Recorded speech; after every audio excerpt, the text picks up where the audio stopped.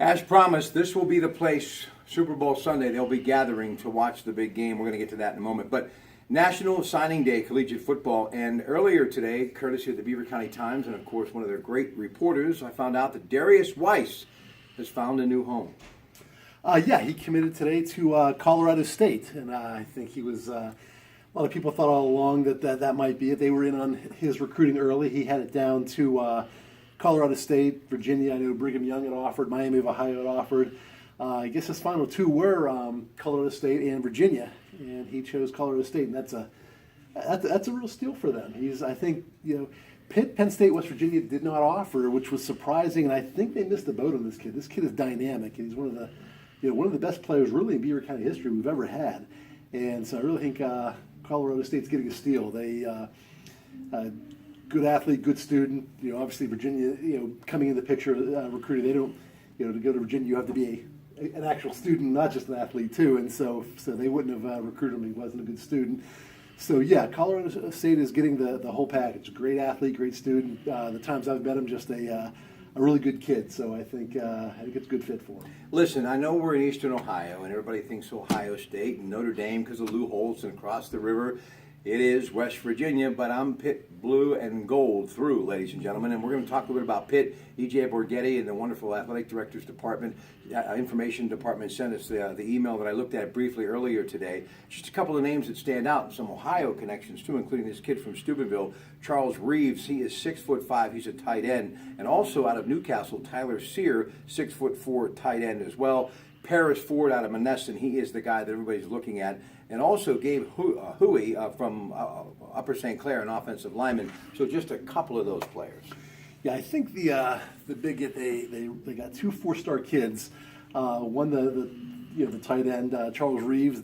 He committed pretty early to Pitt, hung in there the whole time, and he's a big time recruit. And then late in the game this afternoon, they got a running back out of Florida.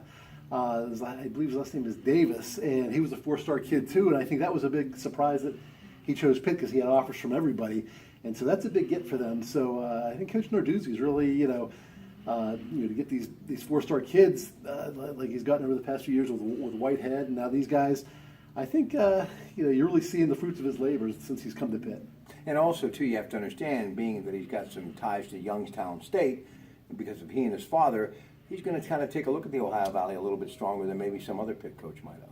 Yeah, I think so. And I sometimes I think this part of the state gets overlooked. We obviously we're very proud of the football we have in Western Pennsylvania, but Eastern Ohio, the kids they produce out of here are just quality kids. As you see from the Reeves kid. All right, here we go. Super Bowl 51, of course. Listen all week. News Radio 1020 KDK, 93.7 A Fan, Beaver, Allegheny County Times, and, of course, the big show Sunday at 11, Coons Market Black and Gold Sunday show. And what Lou's going to be doing down here, folks are going to be watching the game because it is still big business. It's the great brand that is the National Football League. So just some thoughts. What the Patriots will do about Julio Jones. What will they do about Julio Jones? Well, that's a tough question for any defensive coordinator. He's going to give him nightmares. They held AB in check, against the Steelers, but now Julio Jones, a lot more physical. Yes, exactly. And I know we love AB around here, but Julio Jones is better. Yeah. And that's a real challenge. It's gonna, with do you play him tight, because Matt Ryan doesn't like that. But then if he gets behind you because of his strength, it's all over. Yeah, it is. And he's not their only receiver. They've got a really good receiving core. So, he's not the only guy that can hurt you. So if they put too much emphasis on him, they've got other guys that are that can really do some damage. But again, with New England, every time you think they're going to have problems, they find a way. So it's going to be interesting to see how they handle this. Defending the Falcons running back that is Devontae Freeman, but all of their running backs, and this is unique. You've got the number one offense in Atlanta and the number one defense in New England. So what do? The Patriots, who've had a lot of success stopping big-time runners. Now, he got hurt, but they pretty much stuffed Le'Veon Bell, too. So your thoughts about that? Yeah, again, it's almost, with New England, it almost harkens back to the no-name defense. There's really not a stud on that defense that you can think of. They've got a lot of great players that play together. They play well together. they find a way, and it's just amazing. But when you really look at that position by position, there's not that star that really stands out, but they get it done. Tom Brady is just going to be Tom Brady. And what do I mean by that? Watching the NFL Network, and I love the brand and what they do, he's just so cool under fire. Even not behind center, but being questioned, all sorts of things. Roger Goodell, no hard feelings, the whole deflate gate thing, whatever. He just is so cool under pressure, and that's why you got to give him a bit of an edge in this game. Oh yeah, I think so. I think, begrudgingly, everybody, people love to hate him, but you have to respect what he's done, and just he gets it done. He's a winner. He finds a way. There's, again, you think, just when you think, oh, age is going to catch up with him, injury is going to catch up with him, and it doesn't. He gets better and better. He's consistent.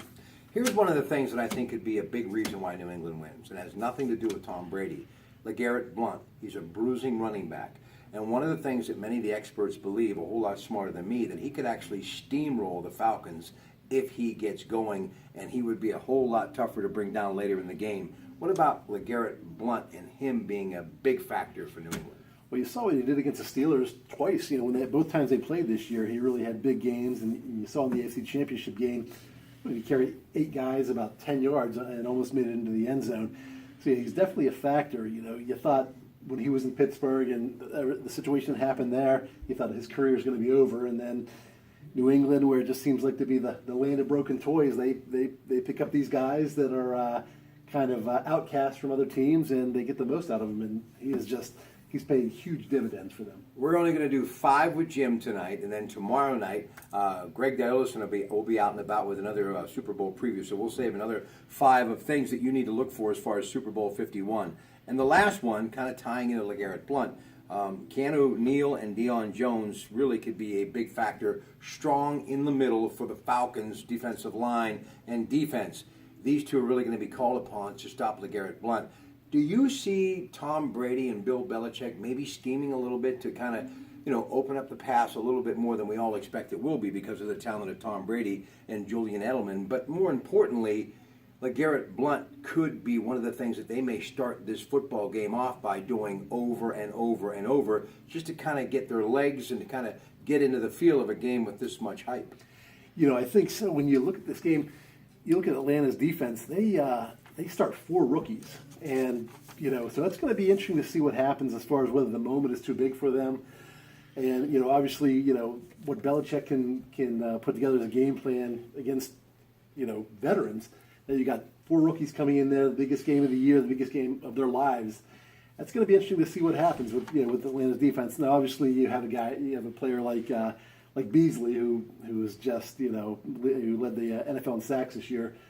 He can certainly make things happen, but I think really it's going to just depend on how those 4 rookies respond. He is a good linebacker, no doubt about it. All right, ladies and gentlemen, that'll do it from Casa de Emmanuel. This is the first of many previews, either via video on Facebook, YouTube, or on the radio that we're going to be bringing you all week long. But we got to give a nice shout out, even though they didn't win, and I was really having my way as far as just letting everyone know how much of a fan I am and how tough it has been to watch Pitt Panther basketball.